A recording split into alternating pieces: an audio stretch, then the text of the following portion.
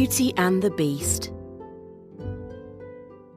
There was once a merchant who had 3 daughters, Bella, Beta and Beauty. Sometimes the merchant had to travel many miles to go to market, and he could be gone for days at a time. One day, before riding to market, the merchant told his daughters he would bring back a present for each of them. The girls were very excited. "Well, what would you like?" said the merchant. "I would like a pearl necklace," said Bella. "I would like a new dress," said Beta. "I just want you to come home safe and sound," said Beauty. "Is that all?" asked her father. "Surely there must be something that you'd like."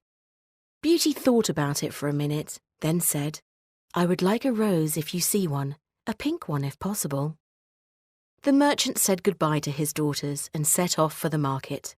He bought a necklace for Bella and a bright red dress for Beta, but he couldn't find a rose for Beauty. On his way home that night, the merchant got lost. To make matters worse, a terrible storm soon started. The rain lashed and the thunder crashed and the lightning lit up the sky. It wasn't long before the merchant was soaked through, freezing cold and starting to worry. He might never make it home if he didn't find shelter soon. Then he spotted a building perched on top of a hill. It was a grand castle, surrounded by beautiful gardens. All of the lights were on and smoke was rising from the chimney. Somebody must be home. The merchant hurried forwards and knocked on the door. It swung open slowly, but no one was there. "Hello?" shouted the merchant. "Is anyone home?" But nobody answered. The merchant shut the door behind him and ventured into the building. The main hall was wonderfully warm and inviting. A roaring fire burned in the grate, and hundreds of candles lit up the room. But the most impressive thing was the table, which was piled high with piping hot food. There was enough food for a whole banquet. The merchant helped himself to a plate and tucked into a hearty supper. He was starving after his long day. Once he had eaten, the merchant was ready for bed. He thought no one would mind if he slept in one of the soft, warm beds upstairs. He could hardly go back out into the storm. He climbed into the first bed he found, put up his feet, and instantly fell asleep. In the morning, the merchant went downstairs. There was still no sign of anyone else in the castle, but the huge table of food had mysteriously disappeared. Instead, a small table had been laid for breakfast. The merchant feasted on toast and pastries and washed them down with fresh orange juice. He felt completely refreshed and ready to set off for home. As he was leaving the castle, the merchant remembered his promise to Beauty. The castle garden was full of roses, and he spotted a lovely pink rose right by the gate. As he picked the rose, he heard a terrible roar right behind him. Roar! A terrifying beast had appeared from nowhere. It had a snarling snout like a wolf, long claws like a bear, and a shaggy mane of hair like a lion. But it stood on 2 legs, just like a man, and dressed in splendid clothes like a prince might wear. "Ungrateful man," the beast bellowed. "I have treated you like family. You have eaten from my table and slept in my bed. You did not have to suffer in the storm. But this is how you repay me? By stealing my favourite rose? I will have to kill you for this." "Please don't kill me," said the merchant. "I didn't know this was your favourite rose. I was just picking it for my daughter as a gift. I didn't know that anyone lived here. I shouted out, but nobody answered. I have been so grateful for your food and shelter, but please don't kill me. I'll do anything, if you spare my life." Said the beast. "I will spare your life, but only if you bring me something. You must bring back the first living thing you see when you reach home." The merchant sighed with relief. This would be an animal on the land, a cow or a horse, or maybe one of his dogs. He agreed to the beast's condition and set off for home. The merchant was nearly home when he heard a small voice crying, "Father, father!" It was Beauty, running down the lane to meet him. The merchant burst into tears. He would have to take his daughter back to that terrifying creature. He explained everything to Beauty, and she agreed to go. The next day, she packed her bags and went to the castle. At first, Beauty was afraid of the beast. He was so very big, with such scary teeth and claws. but he was always kind and polite. He made sure that Beauty had everything she needed. He remembered that Beauty's favourite flowers were roses, and every day he would pick her a beautiful posy from his garden. Beauty tried to avoid the Beast, but she had to see him at meal times. He asked her all about her father and her family, but he said little about himself. Over the weeks, they learned more about each other. Beauty began to enjoy their conversations. They started to go for walks together and to sit by the fire and talk into the evening. One evening, as they were watching the fire burn down, the Beast asked Beauty to marry him. She didn't know what to say. Of course she liked him, but she didn't want to marry him. Who could marry such an ugly creature? Of course, I understand, said the Beast. Why would a wonderful girl like you marry a horrible creature like me? After that, the Beast stopped taking his meals with Beauty and stopped going for walks with her. In fact, they barely even saw each other anymore. Beauty became very lonely. I wish I could see my family, she said. The Beast did not want her to leave the castle. He was afraid she might never come back. But he did give her a gift. It was a little mirror that let her watch her family. She could see her sisters playing and her father working. She watched with envy as her family sat at the dinner table, talking and laughing. Beauty spent hours just staring at the mirror. One day, the Beast found Beauty crying over her mirror. What's wrong? He said. My father is very ill, she answered. I must go to him before it is too late. What if he dies and I am not with him? The Beast thought long and hard. He did not want Beauty to ever leave the castle, but it broke his heart to see her crying. Very well, he said. You may go home to your father, but only for a week. You must come back here in 7 days' time. Beauty quickly packed her things and raced home to her father. The merchant couldn't believe it when he woke up with Beauty by his side. Nursed by his daughters, he soon recovered. Beauty was thrilled to be home with her family. She spent hours telling them about life at the castle and how kind the Beast had been. She was so happy that she forgot all about her promise. 7 days passed, and then another 7. She had completely forgotten her promise to the Beast. One morning, as she was dressing, Beauty glanced at her magic mirror.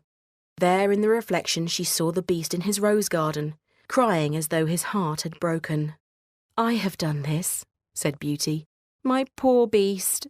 I have abandoned him, and it has broken his heart. And as she said it, she realised that she did love the Beast, and she did want to marry him. Beauty raced out of the house and ran all the way to the castle. Beast! Beast! She cried. She pushed open the castle doors and ran round all the rooms in the house. Finally, she found the Beast in the castle gardens. Please don't cry, she said. I love you, and of course I'll marry you. The Beast stopped crying and started to smile. At that moment, something magical happened. The hair on his face and neck started to disappear. His long snout grew shorter and shorter and turned into a handsome nose. His fierce claws turned into long, slim fingers.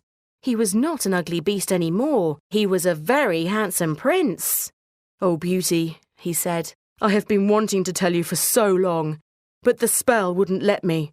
One night, when I was a child, there was a terrible storm. A stranger came to our door to ask for shelter, but my father turned her away. That stranger was a powerful witch. She wanted revenge after that.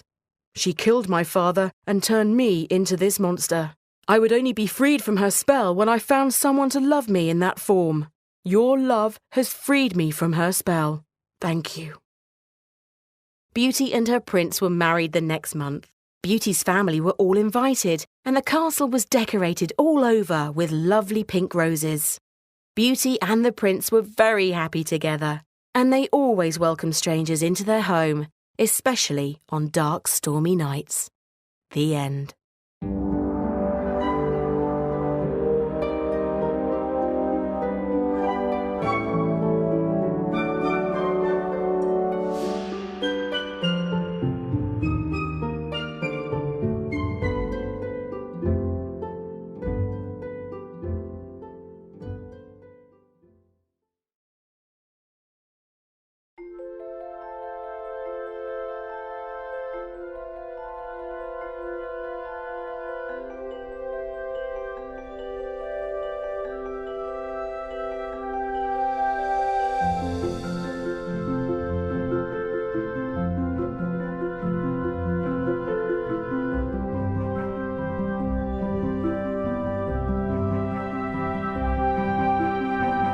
Cinderella.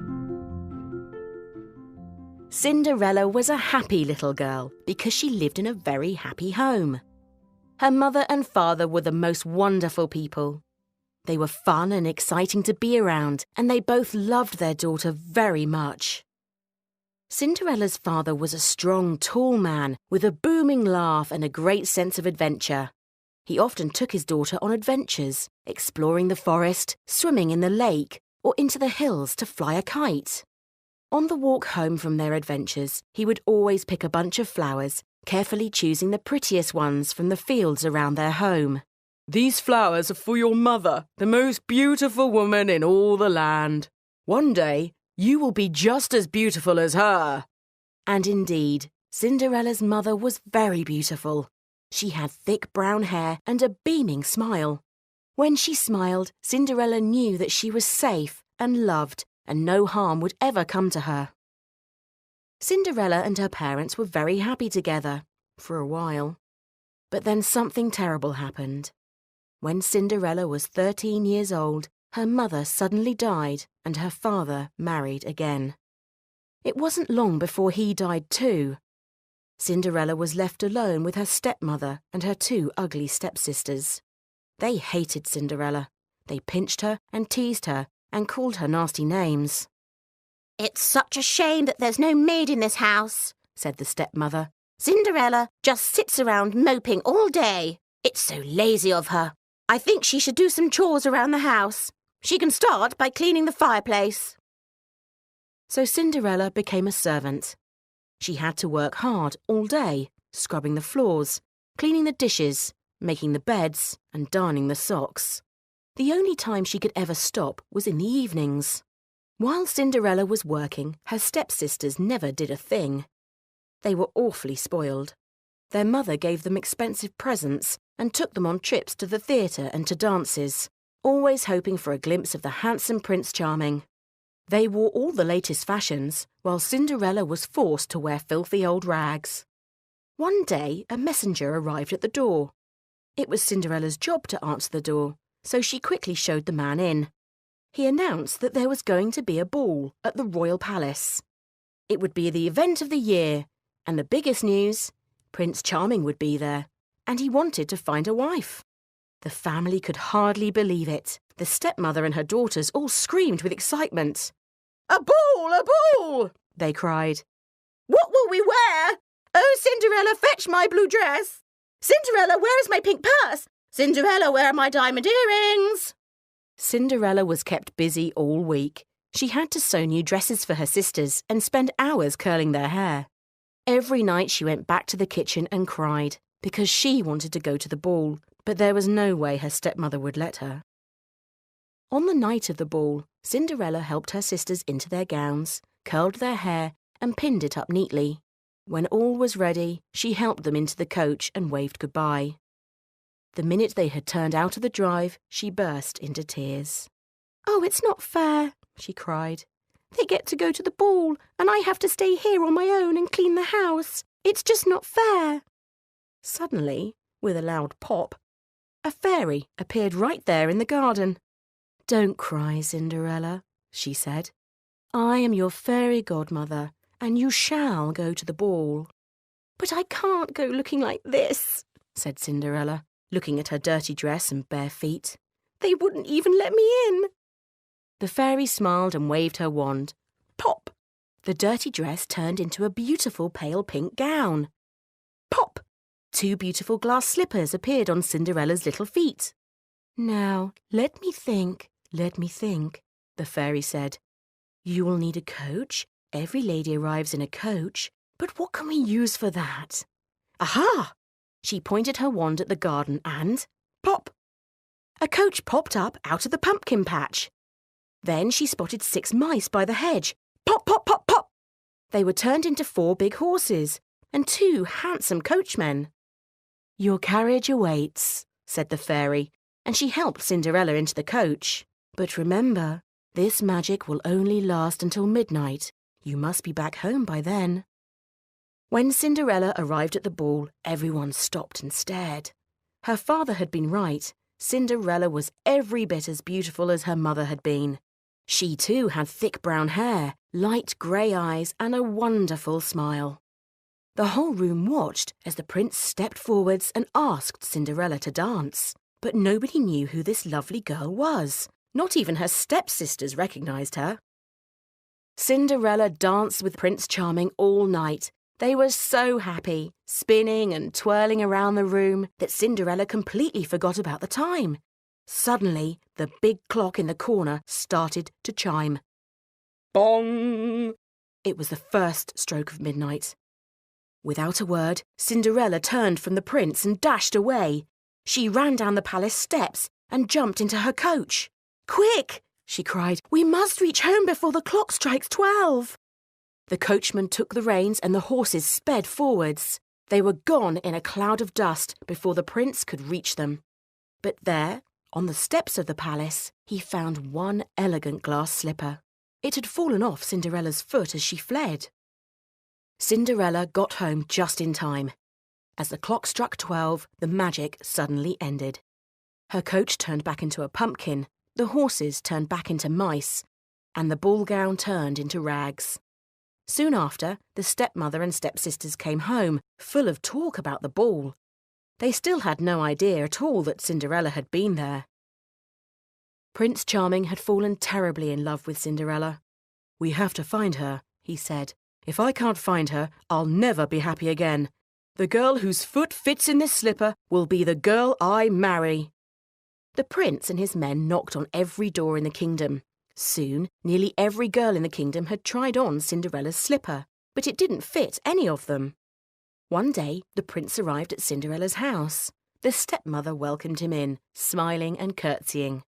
"Excuse me," he said, "how many young ladies live in this house?" "Just 2, said the stepmother. "Look, here they are, my beautiful daughters." The stepsisters blushed and giggled. They each tried the slipper, but their feet were just too big. "Try harder," whispered their mother. "If you put on this shoe, you'll be a princess. How hard can it be?"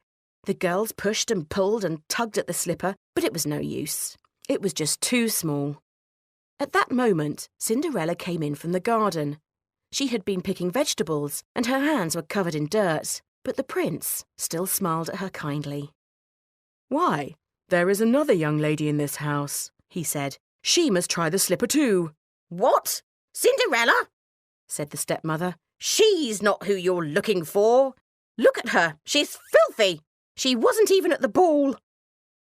But the prince insisted that Cinderella try on the slipper. To everyone's astonishment, it was a perfect fit. "It is you," said the prince. He took Cinderella back to the castle. There she was given every luxury that a princess deserved, and that was where she married the prince and lived happily ever after. The end.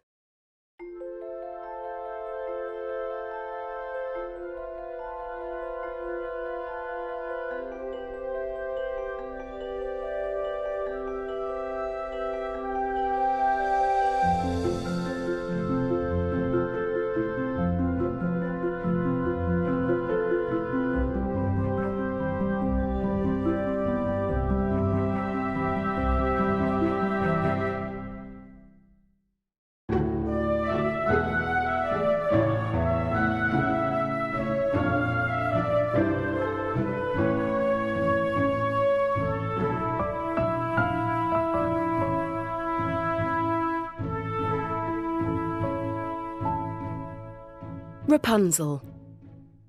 There was once a married couple who lived next door to a witch. They didn't see her often, but they knew she was a witch because she looked just like one.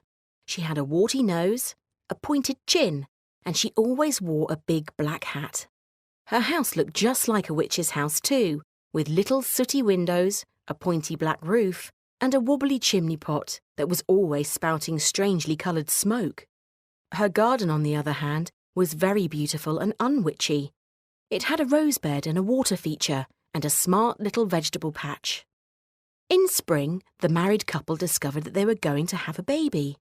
As the months went by, the pregnant wife started to ask for all sorts of strange foods. One day she wanted crab to eat. The next day she wanted a pickled egg. And another day she wanted radishes. But not just any old radishes. She wanted the radishes that grew in the witch's garden. "We can't ask for those," said her husband. "You know what the nasty old witch is like." "But I have to eat those radishes," said the wife. "They're the only thing that will make me feel better." The husband was persuaded to climb over the wall and steal the radishes. He waited until it was dark, then made his way into the garden. He was just bending down to pick the radishes when a light came on, and there was the witch. "Thief!" she cried. "How dare you break into my garden and raid my vegetable patch? I'll put a curse on you!" "Oh, please don't," cried the man. "I was just taking your radishes for my wife, who is pregnant. She says they're the only thing that will make her feel well. We will give you something in exchange. We have apples growing in our garden. Take some of those." "I don't want your apples," said the witch. "but there is one thing you can give me. In exchange for these radishes, you must give me the baby when it is born. And if you don't do that, I will curse your whole family." The poor man was horror-struck, but he had no choice. He was so afraid of the witch that he agreed to everything she said. When the baby was born, she was a beautiful little girl with golden hair and bright blue eyes. As agreed, the witch came to take the baby away. She named her Rapunzel and locked her up in a tall tower in the forest. The tower had no doors or stairs, and there was just one window at the very top. As Rapunzel grew older, her golden hair grew longer and longer. By the time she was 6 years old, it reached right down to her feet. By the time she was 16, it reached all the way from the highest window to the bottom of the tower. The only person Rapunzel ever saw was the witch, who visited every day to bring food and drink. Every day the witch would arrive and shout out, "Rapunzel, Rapunzel, let down your fair hair." Rapunzel would drop her long plaited hair out of the window, and the witch would use it as a rope to climb up the side of the wall.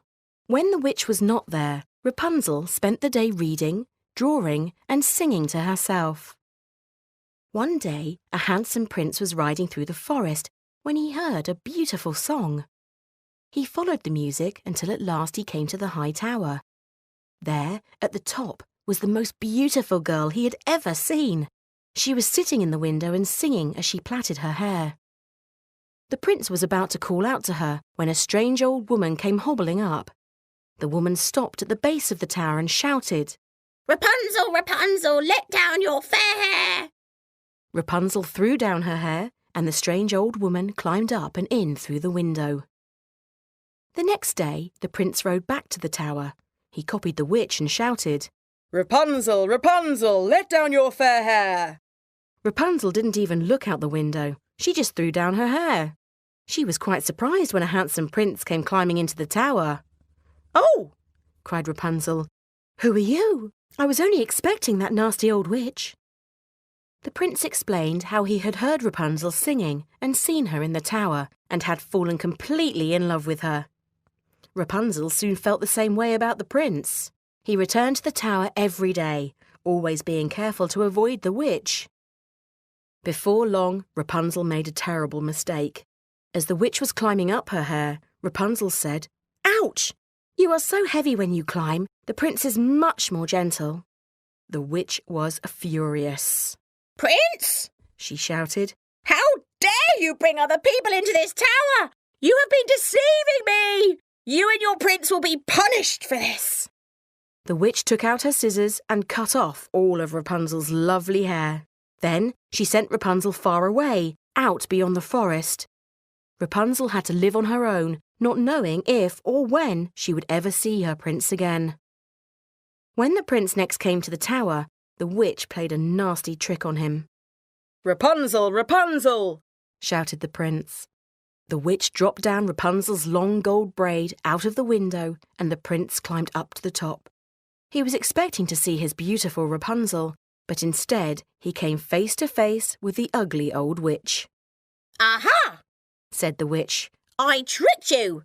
And with that, she pushed the prince out of the tower. He fell down, down, down, and landed, thump, right in the middle of a thorn bush.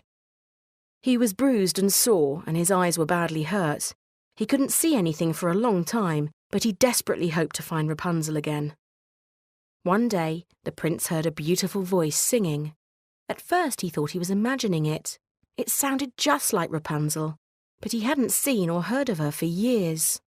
The prince stumbled slowly towards the sound. And would you believe it? It was Rapunzel! When she saw the prince, she cried for joy and ran towards him. Her tears fell on his eyes, and at once he could see again. The prince took Rapunzel back to his kingdom, where they lived together for many happy years, and never saw that nasty old witch ever again. The end.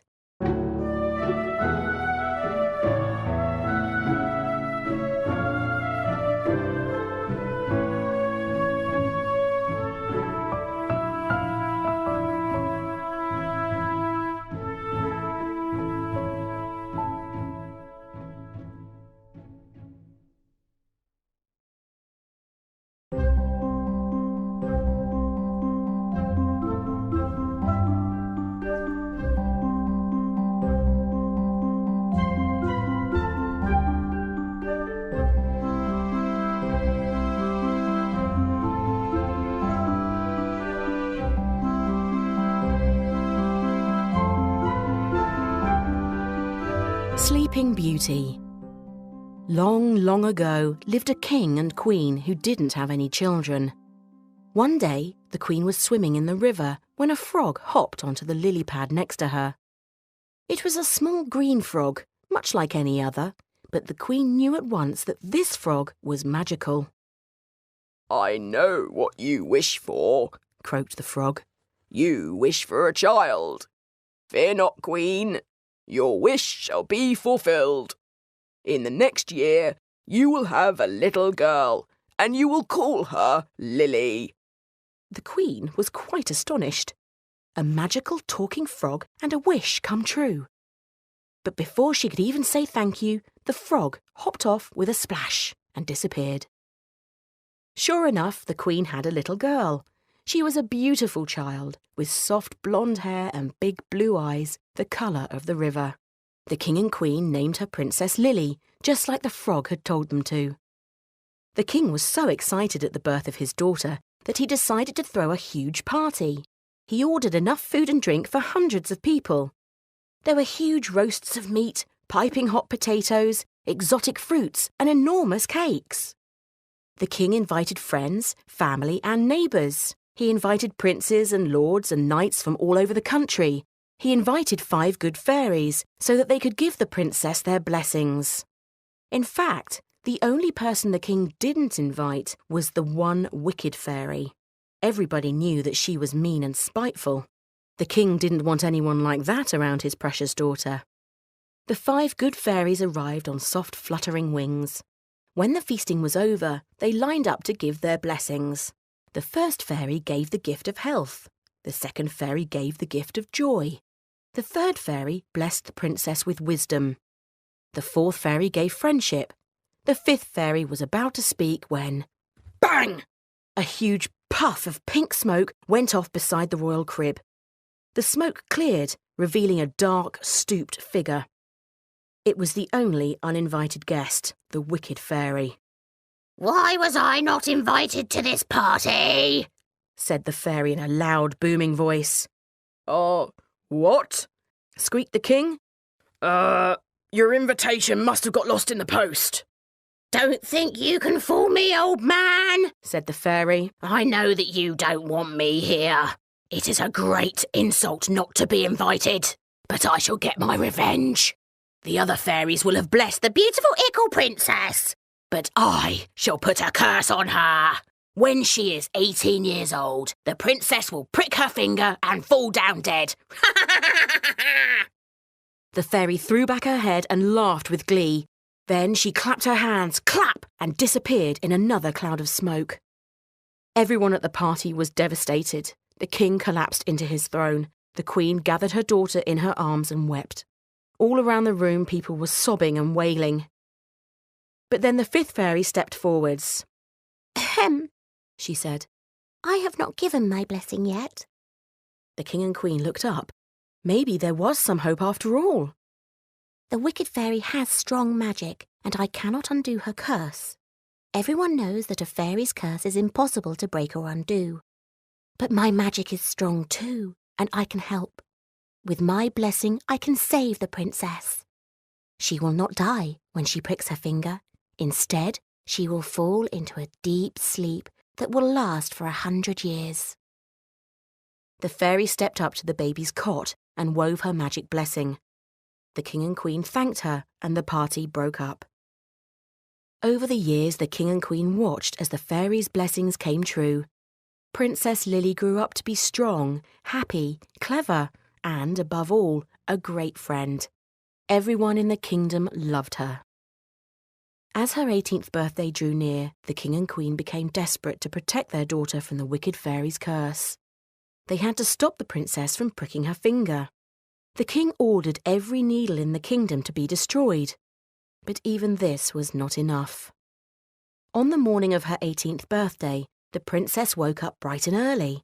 Nobody else was awake yet, so she decided to take a walk in the palace gardens. The roses were beautiful at this time of year and always smelt sweetest in the mornings. As the princess was walking, a pretty little bird swooped overhead.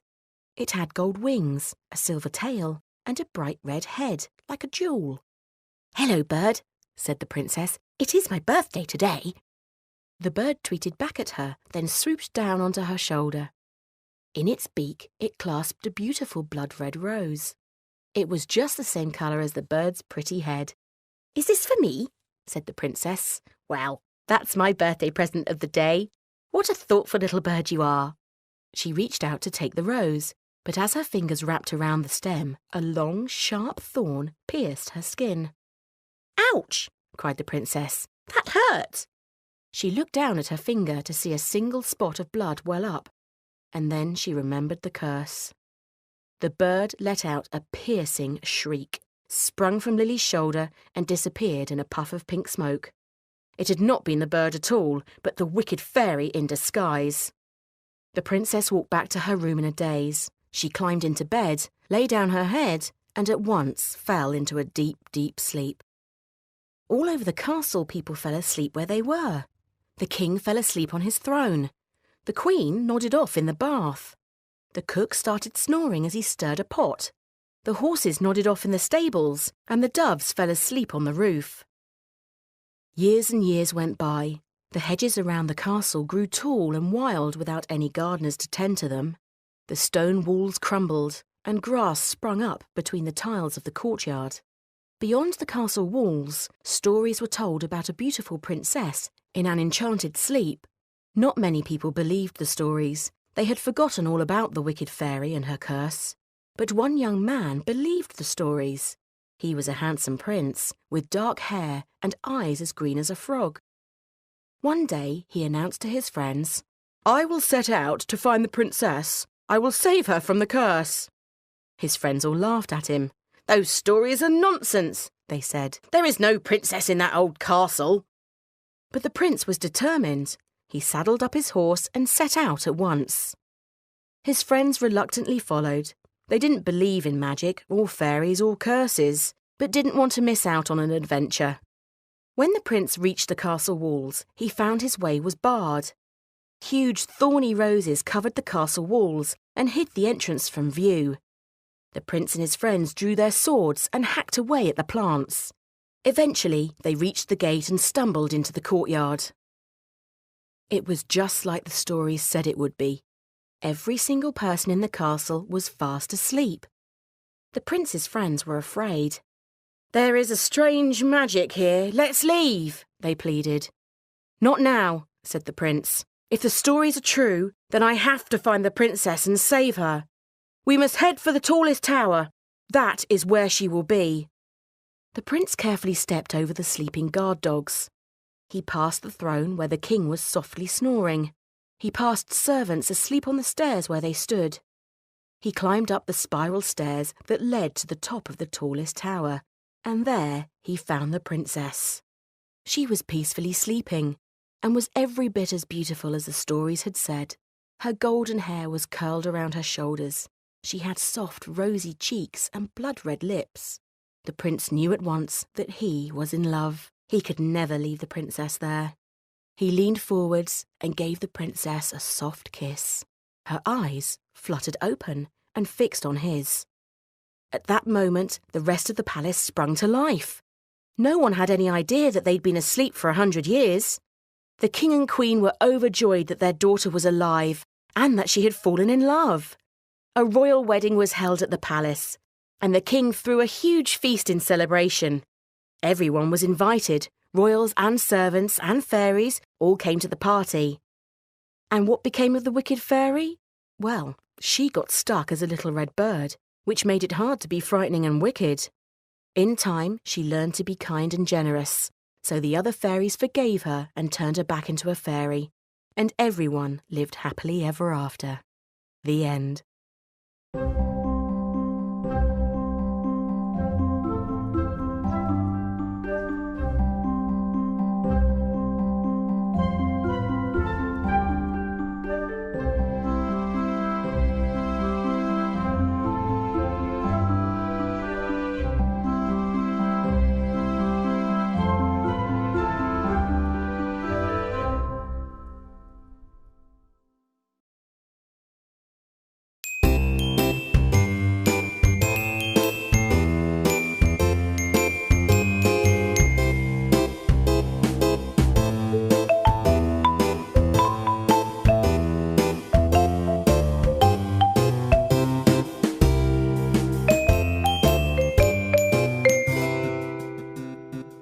The Princess and the Pea. Long ago, there was a very bossy queen. She was used to getting her own way, always.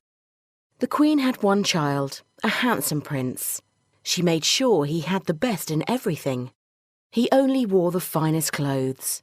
He only ate the most delicious food. He had the very best school teachers, and his manners were the best in the kingdom.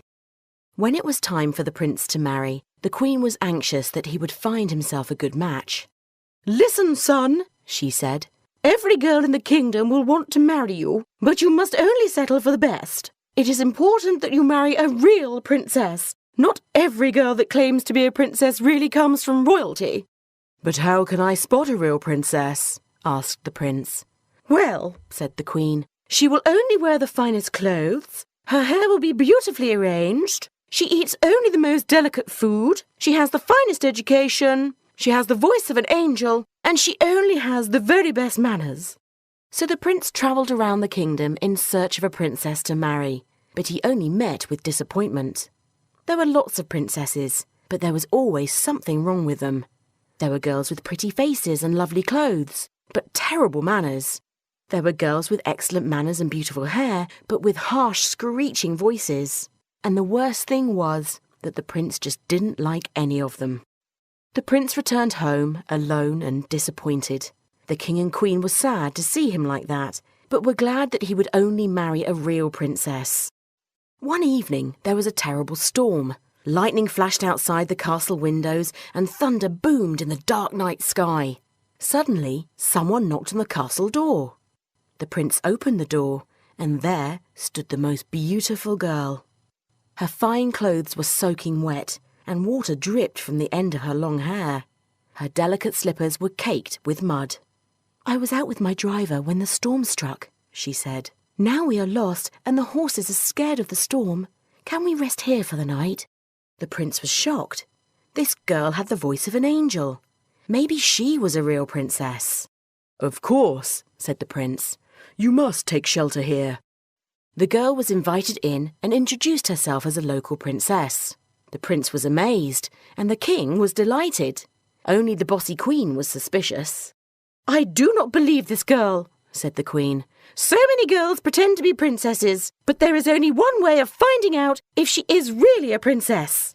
The queen ordered 20 mattresses to be delivered from all over the castle, then sent for 20 soft feather duvets. The bedding was piled up high on top of a single uncooked pea. "Now we shall see," said the queen. "Only a real princess will feel the pea under all of that bedding." The princess was astonished when she saw her bedroom, but she scrambled up on a rickety ladder onto the top of the bed. She wondered why there were so many mattresses, but it would not be polite to ask. The next morning, the princess looked awful. She had dark bags under her eyes and could not stop yawning. "I am so tired," said the princess. "I didn't sleep a wink. It was the most uncomfortable bed, I have ever slept in. I feel like I was lying on a brick all night.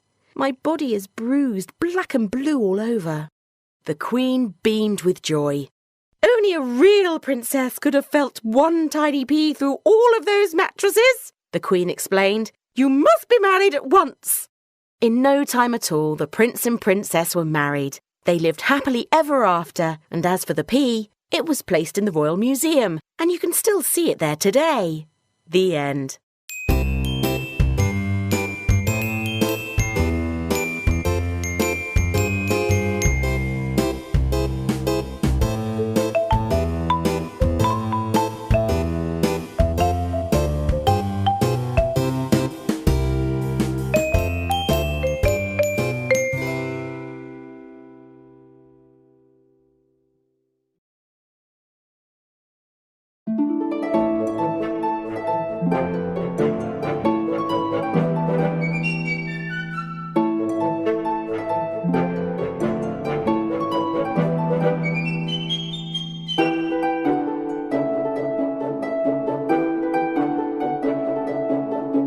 Snow White and the Seven Dwarfs. There was once a very beautiful queen who had a little daughter. The daughter had hair as black as a raven, lips as red as blood, and skin as white as snow. And so she was called Snow White. Snow White was dearly loved by her mother and father, but when she was just a few years old, her mother died and her father married again. His new queen was beautiful too, but she was also vain and mean. She had a magic mirror that hung on the wall of her room. Every morning she went up to the mirror and said, "Mirror, mirror on the wall, who is the fairest of them all?" And every morning the mirror replied, "You, O Queen, are the fairest of them all." The mirror always told the truth, so this answer made the Queen very happy. Snow White became more and more beautiful with every passing year. Finally, there came a day when the Queen looked in the mirror and said, "Mirror, mirror on the wall, who is the fairest of them all?" And the mirror replied, "You, O Queen, are fair, it's true, but young Snow White is fairer than you." The Queen was furious. She stamped her feet and shouted. She asked the mirror again and again, but it always gave the same answer. The Queen couldn't stand being second best, so she decided Snow White would have to be killed. She called her servant and ordered him to take the girl into the forest and kill her. "You must bring me back her heart," she said. "I will need proof that the girl is dead." The servant led Snow White deep into the forest. She had no idea where they were going. When the servant pulled out his knife and pointed the blade at Snow White, she fell to her feet and begged for her life. Now, the servant didn't want to kill Snow White, but he was afraid of the Queen. "You must stay in the forest," he told Snow White. "If you ever come back to the palace, the Queen will have you killed." Snow White agreed, and the servant went back. Along the way, he killed a deer and cut out its heart to give to the Queen. Snow White wandered through the forest, scared and alone. At last, she found a little cottage. When nobody answered the door, she pushed it open and stepped inside. There, she found a tiny room and a table set for 7 people. There were 7 little bowls, 7 little cups, and 7 little chairs. Snow White was very hungry. She helped herself to a little food, then went upstairs. There she found 7 neatly made beds. Completely exhausted, she collapsed into the nearest bed and instantly fell asleep. The cottage was home to 7 dwarfs, who worked deep in a diamond mine all day. When they got home that evening, the dwarfs had quite a shock. "Somebody's been inside the cottage!" they exclaimed. "They've eaten our food!" The dwarfs crept upstairs and were amazed to find a beautiful girl asleep in one of their beds. She looked so peaceful that they decided not to wake her. The next morning, Snow White came downstairs to find the dwarfs all eating their breakfast, and they had laid an extra place for her. "Good morning," said the dwarfs. "You are a welcome guest in our little cottage." Snow White thanked the dwarfs and explained that her stepmother, the Queen, had banished her. The dwarfs said she was safe with them and asked her to stay for as long as she liked. Back at the palace, the Queen was very happy that Snow White was dead. She stood in front of her magic mirror and said, "Mirror, mirror on the wall, who is the fairest of them all?" The mirror replied, "You, O Queen, are fair, it's true, but Snow White is still fairer than you. She lives with the 7 dwarfs out in the woods." The Queen was furious. She realised she'd been tricked, so she decided to kill Snow White herself. She took a juicy red apple and filled it with poison. Then she disguised herself as a poor old woman and went in search of her stepdaughter. Snow White was working in the cottage garden when a noise made her look up. A stooped old woman was standing at the garden gate. "Can I help you?" said Snow White. "Oh, don't worry about me," said the woman in a small, feeble voice. "I'm just old and tired. I'll be fine once I've had a rest." "Then you must come and sit inside," said Snow White. "I'll fetch you a drink and something to eat. Then you'll soon feel better." The old woman followed Snow White into the house and sat herself down by the fire. She gladly drank a glass of water and ate a big slice of bread. "You have been so kind," said the old woman. "I must give you something in return." She felt in her pockets and pulled out a rosy red apple. "Take this," she said. "It comes from my own garden. It is the sweetest apple you will ever taste." Snow White thanked the woman and bit into the apple, but the minute the fruit touched her lips, she fell to the floor and lay there as pale as death. The Queen laughed wickedly. "Goodbye, my dear," she said. "Now I alone am the fairest of them all." When the dwarfs came home that evening, they found Snow White on the floor. She was so cold and pale that they were sure she must be dead. They cried all night long. Then they carefully laid her in a glass coffin and carried it up into the mountains. As they were walking, they met a handsome prince. "Who is this girl you are carrying?" said the prince. "I've never seen anyone so beautiful in all my life." "It is Snow White," said the dwarfs. "She was the king's daughter, banished by the wicked queen, but now she is dead and she'll never come back." The prince bowed his head at this sad news. "I will help you to carry her coffin," he said. But as they were heading up the mountain, one of the dwarfs stumbled. The coffin slipped and fell to the floor with a thud. As the coffin landed, the piece of poisoned apple fell out of Snow White's lips. She yawned and stretched and sat up wide awake. "You're alive!" cried the dwarfs. They danced and sang and clapped with joy. Snow White and the prince joined in with the dancing. They danced hand in hand right into the night. Back at the palace, the Queen stood in front of her mirror and said, "Mirror, mirror on the wall, who is the fairest of them all?" The mirror replied, "You, O Queen, are fair, it's true, but Snow White is far more fair than you. A handsome prince has saved the day. Now you, O Queen, must go away." The Queen couldn't believe it. She knew it was only a matter of time before the king discovered what she had done, so she packed her things as quickly as possible and ran far, far away. As for Snow White, she fell in love with the prince, of course, and lived happily ever after. The end.